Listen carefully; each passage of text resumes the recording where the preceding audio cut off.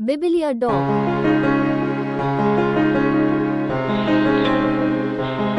Ese nawe wakomeretse kubera abavandimwe, inshuti cyangwa umuntu wizera? Bibiliya yera igaragaza inkuru nyinshi z'abanyuze mu gukomeretswa n'abo bakundaga, ariko Imana ikabaha intsinzi. Tugiye kuganira kandi byimbitse, turareba uburyo Yosefu yagambaniwe n'abavandimwe be. Turebe uko Dawidi yahigwaga na Sawuli nubwo yamukoreraga neza rwose. Turareba kandi uko Yobu yakomeretswaga n'inshuti mu gihe cy'ibyago,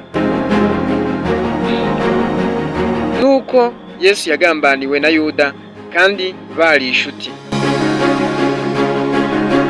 Iyi ni inyigisho iza kugufasha gusobanukirwa impamvu Imana yemera ko ibihe byo gukomeretswa bibaho. Iraza kugufasha kandi kumenya uko wababarira ndetse n'uburyo wabona amahoro mu gihe wakomerekejwe. Kwizera ko Imana ishobora guhindura ibibi byiza.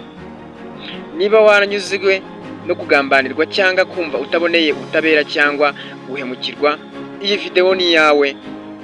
Ubanze ukande like, share and subscribe kugira ngo dukomeze.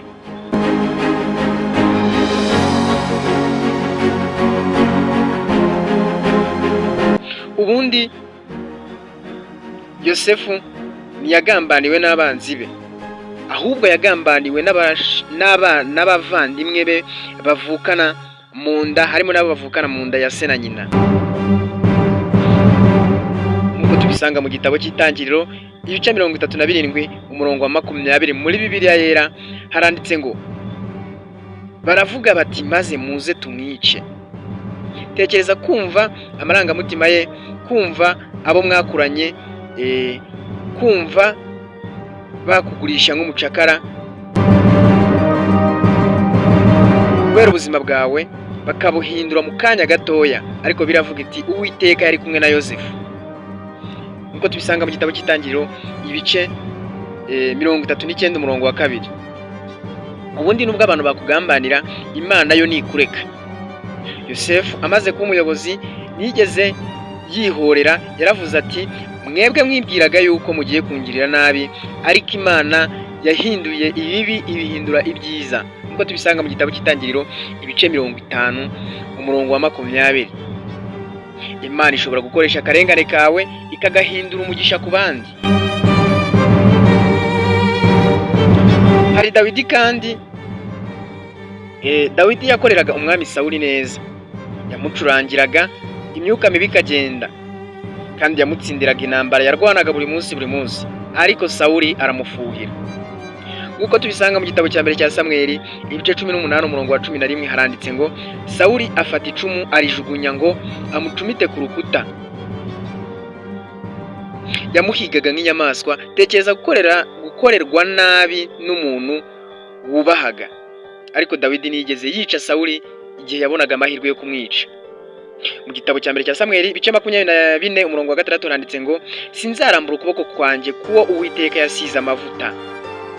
Isomo wakuramo hano, ntukemere ko akarengane kaguhindura umuntu mubi. Undi muntu nanone ni Yobu. Inshuti zamukomerekeje mu bihe bibi cyane zamufatanyije n'ibihe. Yobu yahuye n'ibyago kuko yatakaje abana, yatakaje umutungo, kandi ararwara, araremba, agera kure. Ariko icyababaje kurushaho ni amagambo inshuti ze zamushinjaga ibyaha atakoze. Bamwe bakagira bati mbese hari uwigeze arimbuka ari intungane? Bakomeje kumubwira amagambo menshi, uhereye muri Yobu ibice 4 umurongo wa 7, ariko aho kumuhumuriza bakomeza kumushinja. Isomo wakura hano nuko hari igihe abantu benshi badasobanukirwa imibabaro yawe, ntibasobanukirwe ko Imana igutegereje, ariko Imana yaje kurangiza Yobu, inkuru ya Yobu mu buryo butangaje.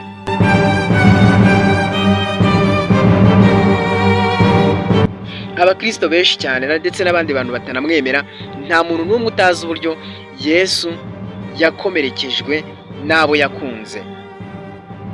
Yesu ntiyanzwe gusa n'abanzi cyangwa n'abantu batazi Imana, ahubwo yagambaniwe n'umwigishwa we Yuda. Muri Matayo ibice 26 umurongo wa 49 haranditse ngo Yuda araza aramusoma, kandi murabizi ko ari ikimenyetso yari yatanze ati ubundi busome mumenye yuko ari we.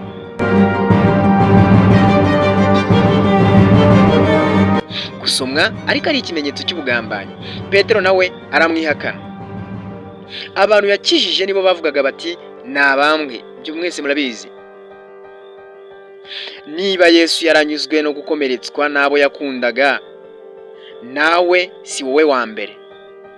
Ariko ku musaraba yaravuze ati Data ababarire kuko mutazi icyo mukora. Biti bisanga mu gitabo cya Luka ibice 23 umurongo wa 34.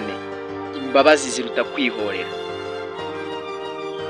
Ubundi imyitwarire wakwitwara n'uburyo wakwitwara mu buryo wakomerekejwe. Icyambere ntugeheranwe n'umwijima. Akarengane gashobora kuguhindura ariko si ngombwa ko kaguhindura mubi. Icya kabiri, reka Imana ibe mucamanza. Nk'uko Yesu yabivuze cyangwa nk'uko Imana yabivuze, guhorera n'ukwayo. Mu gitabo cy'Abaroma ibice 12 umurongo wa 19 haranditse ngo ihora n'iryanjye cyangwa guhora n'ukwanjye. Icya gatatu ugomba gukora, babarira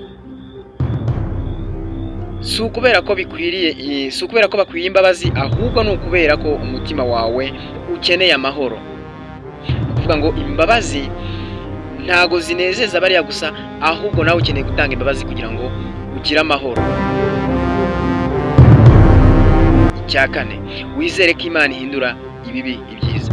Inkuru ya Yosefu irabitwereka ko ba Yosefu abavandimwe be bari bazi ko bamugambaniye, bari bazi ko bamwishe, bari bazi ko atazagaruka, yuko agiye kubaho nabi, ariko Imana yabibasohoresheje mo ibyiza, maze baza guhungira muri Egiputa bahunze y'inzara, basanga Yosefu yabaye umuntu ukomeye, abari we ubarwanaho, abari we ubakiza. Umwanzuro w'ibi byose, hari abantu benshi baduhaye bikomere, badukomerekeje. Hari umuvandimwe wakugambaniye, hari abo mu muryango bashatse kukwica, hari inshuti zakuvuze nabi, hari umuntu mwakoranye wakurenganyije. Ariko rero wibuke ko urwobo atari iherezo, guhigwa atari iherezo, gucibwa ntago ari iherezo. Imana ishobora gukoresha ibikomere byawe nk'inkuru yahindura abandi, nawe ikaguhindurira ubuzima. Niba babaye kubera akarenganye, menya ko Imana ibizi, irakubona kandi ntizakwibagirwa. Ese nawe ibihe by'akarengane waba warabinyuzemo? Ese byaba byaragutwaye igihe kingana gute kugira ngo ubyibagirwe? Duhurire muri comment.